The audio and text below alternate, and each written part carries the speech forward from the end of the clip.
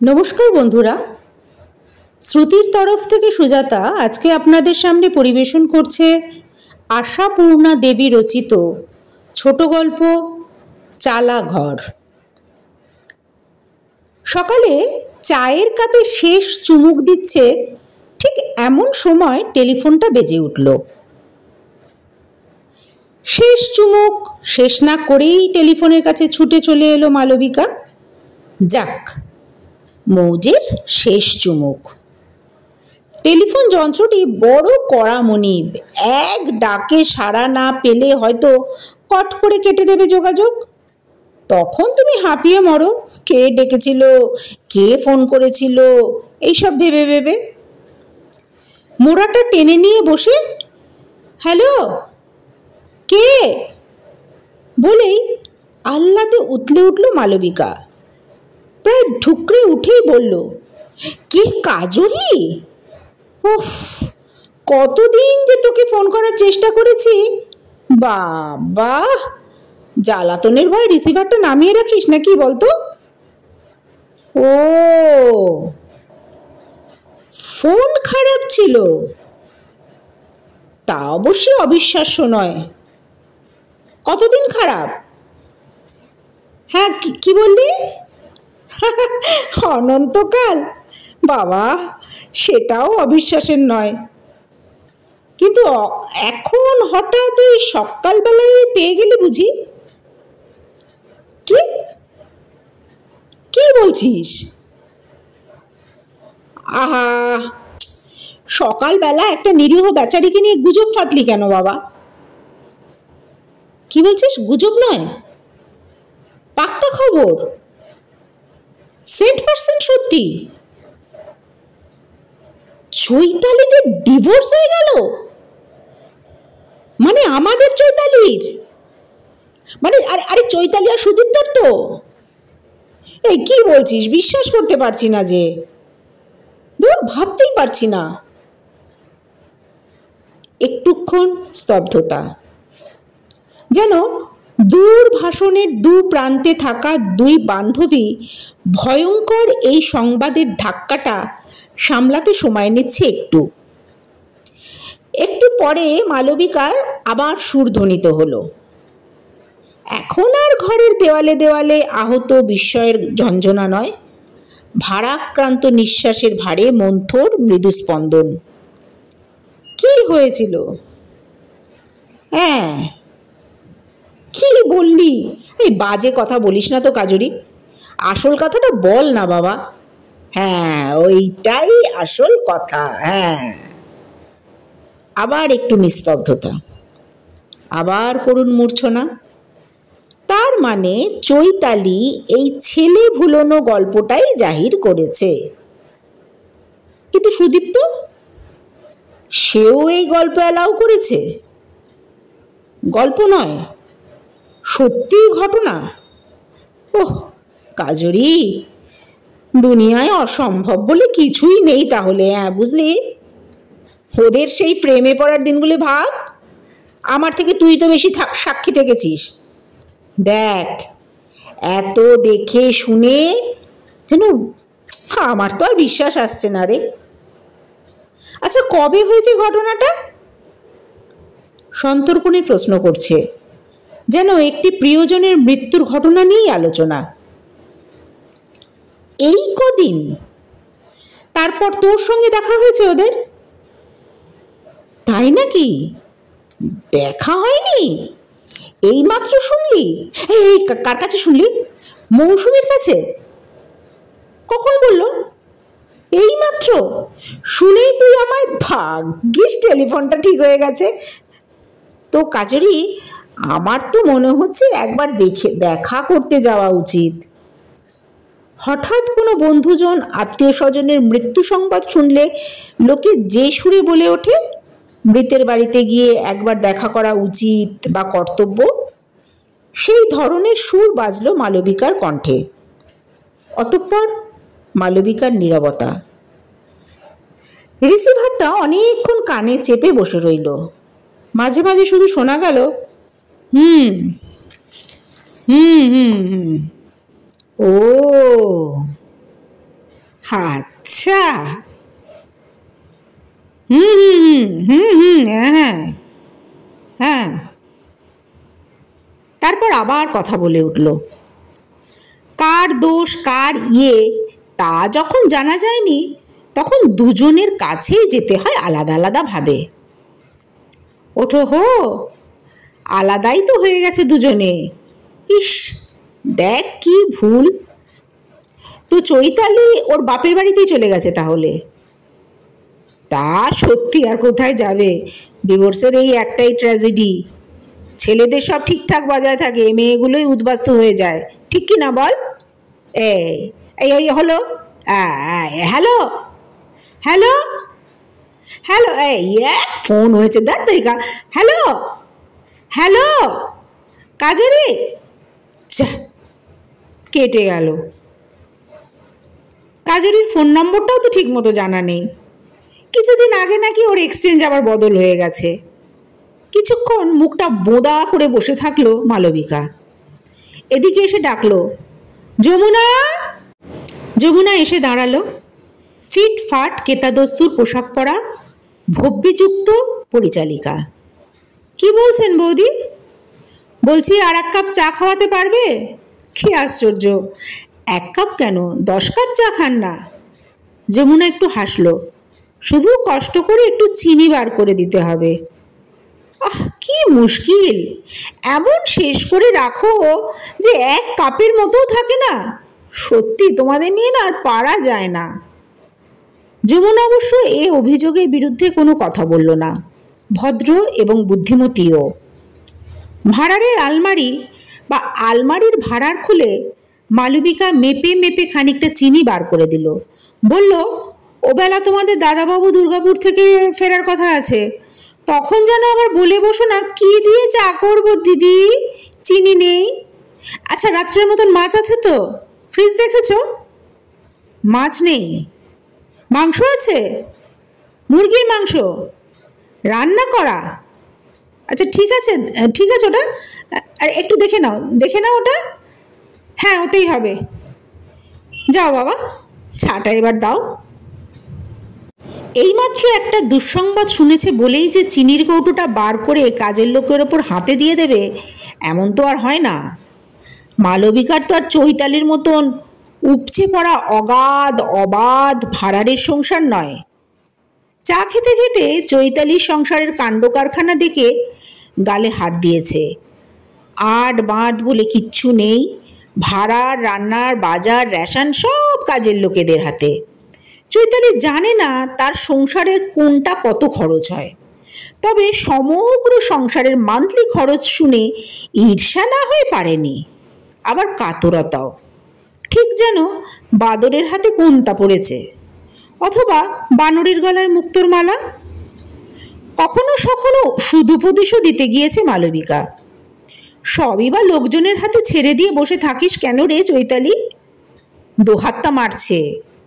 তাছাড়া কোম্পানি কা মাল দরিয়া মে ডাল, নিজে একটু আধ বাঁধ করে দেখতে পারিস তো, দেখিস সংসারের খরচ অর্ধেক হয়ে যাবে। আট বাঁধটা করতে দিচ্ছে কে ভাই? চৈতালির মুখে আলোর ফুলঝুরি ঝরিয়ে পড়ে।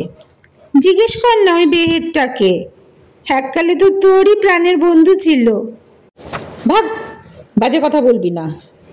আচ্ছা বাবা, না হয় বাজে কথাই। তো হতভাগাটা বলে কি জানিস?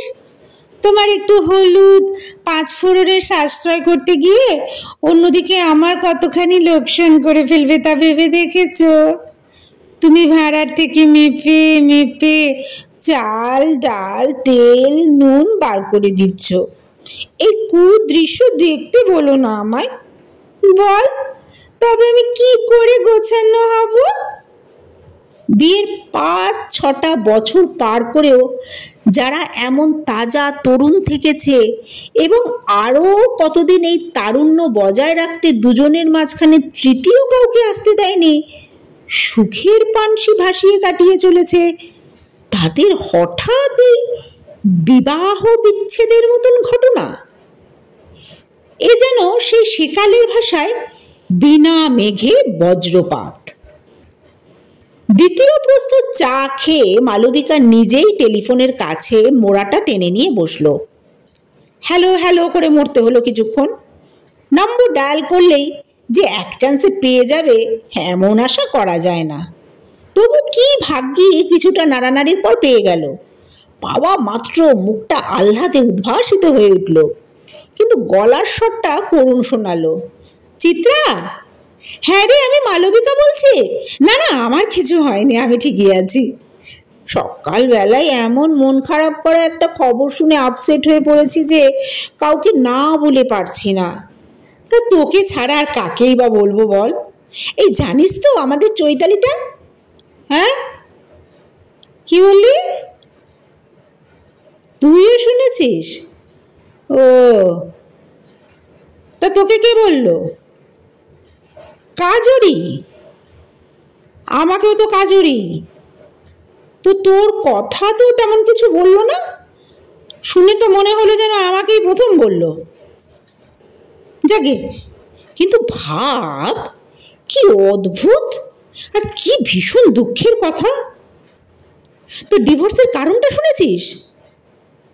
ও, তাও শুনেছিস? আচ্ছা, তোর বিশ্বাস হয় এই রকম একটা বাজে তুচ্ছ ব্যাপার নিয়ে কি কি কি বললি? তুই বলছিস তুচ্ছ নয়? কি জানি বাবা। তো সুদীপ্তটাই বা অমন বেয়ারাপানা কেন করলো? ও তো মোটেই এমন সেকেলে নয়। সবাই তো বাজে প্রেজুডিস বলে ওড়ায়, হবেও বা। যাকে, আচ্ছা তুই যাবি নাকি দেখা করতে? যাবি? হ্যাঁ, চৈতালির সঙ্গে নয়, সুদীপ্তর সঙ্গে? ও আচ্ছা আচ্ছা, তা একরকম ঠিক করেই ফেলেছিস, তাই তো? আয় না একদিন। আরে জানি রে বাবা, জানি, সংসার আমরাও করি। আরে বাবা, আমার অসুবিধাটা ভাব, কেবলই টুরে যাচ্ছে কর্তা। আচ্ছা রাখছি। যমুনা এসে বলল, বৌদি গমটা ভাঙাতে হবে, আটা একদম নেই। মালবিকা ঠিক হয়ে উঠল। ওহ যমুনা, তোমরা আমাকে আর বাঁচতে দেবে না। কাল বলতে পারোনি? কাল সোমবার ছিল, চাকি বন্ধ ছিল। অসহ্য অসহ্য। উঠে গিয়ে গম এবং গম ভাঙাবার পয়সা বার করে দিয়ে মালবিকা আবার ফোনের কাছে এসে বসল। রেবা, দময়ন্তী, শাশ্বতী, কাবেরী এবং জয়ন্ত, কল্লোল, ধ্রুব, গৌতম এদের সঙ্গে যোগাযোগ করা দরকার। চৈতালি, সুদীপ্তদের সঙ্গে যারা একসঙ্গে ইউনিভার্সিটিতে পড়েছে, এমন ভয়ঙ্কর একটা দুঃখের খবর সবাইকে না জানানো পর্যন্ত থাকা যাবে না। টেলিফোনের বিলটা না হয় এই মাসে একটু বেড়ে যাবে, কি আর করা যাবে। বন্ধুকৃত্য বলে তো একটা কথা আছে। বন্ধুদের ফোন নাম্বার আর ঠিকানা লেখা খাতাটা টেনে নিয়ে এবার বসলো। টেলিফোন গাইডে সকলের নাম পাওয়া যায় না, বেশিরভাগ ফোনই তো তার বাবা বা দাদা বা অন্য কোনো গার্জেনের নামে। সেই দুঃখেই আলাদা খাতা করা আছে। দেখা যাক কাকে কাকে পাওয়া যায়। কিন্তু কি আশ্চর্য, আজ সহজেই পাওয়া যাচ্ছে অনেককেই, অথচ অর্থ এবং সামর্থ্য দুটোই জলে যাচ্ছে। কাউকে নতুন খবরটা দিতে পারছে না। সবাই ইতিমধ্যেই জেনে বসে আছে। এত অল্প সময়ের মধ্যে কি করে যে খবরটা রটে গেল, তার মানে মালবিকাই সবচেয়ে পিছিয়ে পড়ে আছে। ভাত খাওয়ার আগে পর্যন্ত এবং ভাত খাওয়ার পর সারা দুপুর ডায়াল করে ঘুরিয়ে ঘুরিয়ে আঙুলে ব্যথা ধরিয়ে মাত্র একজনকে নতুন সংবাদটি শোনাতে পেরেছে। সে হচ্ছে গৌতম। গৌতম অফিসের কাজে বাইরে গিয়েছিল, সবে আজ এসেছে। অফিসেই যোগাযোগ করতে হলো, ওর বাড়িতে ফোন নেই। গৌতম প্রথমটা বিশ্বাস করতে রাজি হচ্ছিল না। বলল, দেখ এই তো আমি কালাহান্ডিতে যাওয়ার আগে ওদের বাড়ি গিয়েছিলাম, দেখা হয়নি। শুনলাম সুদীপ্তর মার স্ট্রোক হয়েছে, ওরা দুজনে নার্সিংহোমে মাকে দেখতে গেছে। মা অবশ্য সুদীপ্তর দাদার বাড়িতে থাকেন। তো এর মধ্যে ব্যাপারটা এইরকম একটা পর্যায়ে। কদিন ছিলি বাইরে? আরে দিন নয় রে বাবা, দিন নয়, মাস, প্রায় 3 মাস। হো হো, তার মধ্যে পৃথিবী উল্টে যাওয়াও আশ্চর্য নয়, কিন্তু সুদীপ্তদের ডিভোর্সটা বোধ হয় তার থেকেও আশ্চর্যের। আজই অফিস থেকে বেরিয়েই চলে যাব ভাবছি। ওর মা যেমন আর কোনো খোঁজ নেওয়া হয়নি, খুব অন্যায় হয়ে গেছে। এই জানিস খবর? জানি, মা মারা গেছেন, আর সেই জন্যই তো খুব খারাপ হয়েছে। তো তাই জন্য নাকি একটা কি বলছিলি না? যাক, যাচ্ছিস তো, শুনতেই পাবি। হ্যাঁ, বরং ওর বাড়ি ফেরত একবার আমার এখানে ঘুরে যাস না, তোর মুখ থেকেই সবটা জানা যাবে। ওরে বাবা, অসম্ভব, বাড়ি ফিরতে দারুণ রাত হয়ে যাবে। হবে তো হবে, তো কি, ব্যাচেলারের আবার বাড়ি ফিরতে দেরির ভয় কিসের রে? আরে চলে আয় চলে আয়, মুরগির মাংস রাধা আছে, রাতের খাওয়াটা এখানেই সেরে নিবি। না না, আজ থাক, সে হবে একদিন। আচ্ছা, রাখলাম। রিসিভারটা নামিয়ে রেখে কিছুক্ষণ বেজার মুখে বসে থাকলো। খুব দেমাক হয়েছে, খুব বড়সড় একটা প্রমোশন হয়েছে কি না? তা এবার একটা বিয়ে করে ফেললেই পারে। বাড়িতে অনেক পুষ্টি আছে বলে তুই নিজের জীবনটা ভাসিয়ে দিবি? বুদ্ধ কোথাকার, মানে হয় কিছু? তা ছেলেগুলো মনে হয় এরকম বুদ্ধই হয়, না হলে সুদীপ্তটা কিনা তুচ্ছ একটা সেন্টিমেন্টের বসে নিজের জীবনটা বরবাদ করে দিল। ফোনের কাছ থেকে সরে এসে একবার ঘড়ির দিকে তাকালো মালবিকা। 3:30। চৈতালির কাছে একবার ঘুরে আসলে কেমন হয়? কিন্তু ওর বাপের বাড়িটাতে ছাই আবার অনেক দূরে। ফিরবার আগে যদি অরুণ দুর্গাপুর থেকে চলে আসে। মাঝে মাঝে বিকেল 5টা 5:30টায় আসে, 4 দিন পর বাড়ি ফিরছে। আশ্চর্য, আজকেই এই যোগাযোগ। হয়তো বিকেলে নয়, রাত করেই আসবে। মালবিকাই শুধু আটকে পড়ে থাকবে। বিকেলের চাটা খাওয়ার পর থেকেই মালবিকার এবার অস্থির অস্থির লাগতে থাকলো। আসবি তো আয়, আর না আসবি তো না আয়, কিন্তু খবরটা না জানানো পর্যন্ত। যমুনাকে না হয় 2 বকুনি খেতে হলো এবং আর একবার চা তৈরি করতে হলো। অন্যদিন এতবার চা খায় না মালবিকা। চিনির দাম তো আর কম নয়, কিন্তু আজকের কথা আলাদা। আজ মনটা যেন গ্যাস বেলুনের মতনই কেবলই হাওয়ায় ভেসে ভেসে উঠতে চাইছে। চৈতালির সেই আহ্লাদিপনা ঘুচে গেল তাহলে? আর শ্রীবান সুদীপ্তর গা ভাসানো ন্যাকামি, আহা!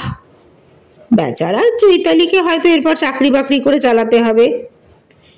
বাপের অবস্থা তো তেমন ভালো নয়, গরিব গৃহস্থের মেয়ে, খুব নবাবি করে নিয়েছিল কিছুদিন। উফ, অরুণটা করছে কি, এত দেরি করছে কেন? কিন্তু দেরি মোটেই করেনি অরুণ নামের লোকটা। ঠিক 5টা বাজতেই এসে পৌঁছালো, আর পৌঁছানো মাত্রই টাই খুলবার আগেই বলে উঠল মালবিকা, জানো কি ভয়ঙ্কর একটা খবর? অরুণ থমকে বলে ওঠে, টুটুকে দেখছি না।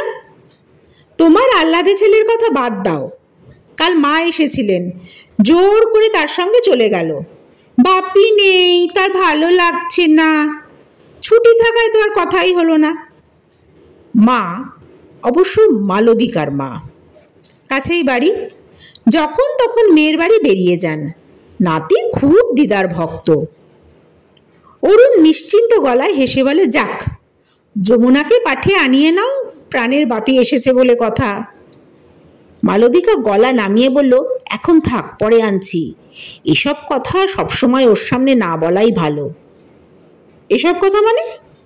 বাহ, তোমায় বলছি না, খুব একটা খবর আছে। যাক, দুঃখের নয়, শোকের নয়, খবর। অরুণ সহজ নিঃশ্বাস ফেলে বলল, কি আবার তোমার খবর? মালবিকা উদাস গলা বলল, তোমার কাছে হয়তো কিছুই নয়, আমার কাছে অনেকখানি।